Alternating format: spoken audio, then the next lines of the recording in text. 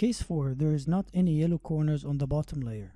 Here in this example, we can clearly see that the corner that we are after, which is the yellow, blue, orange, is in the correct position but wrong oriented.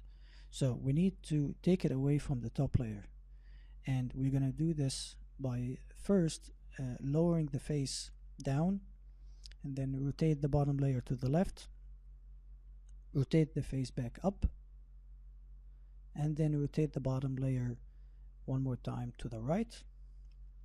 And here we can clearly see that it is case 2 again. I'm sure you're very good at it now, but sometimes it's going to be case 3. So depends on the case, you're going to repeat case 3 or case 2. I'm going to demonstrate case 3 very shortly, but let's do case 2 one more time. Face down, rotate the bottom layer left, face up.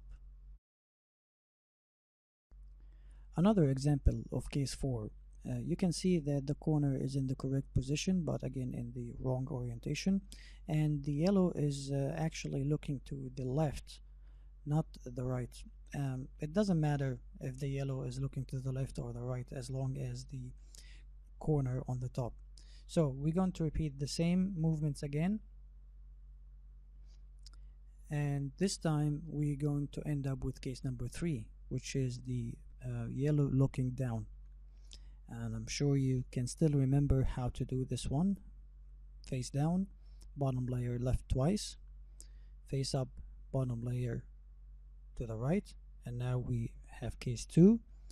Repeat case 2, and there you go.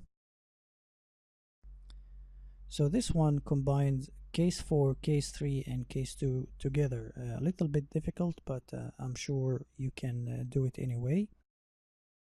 Next video, I'm going to do the whole layer from A to Z. So see you then. Bye.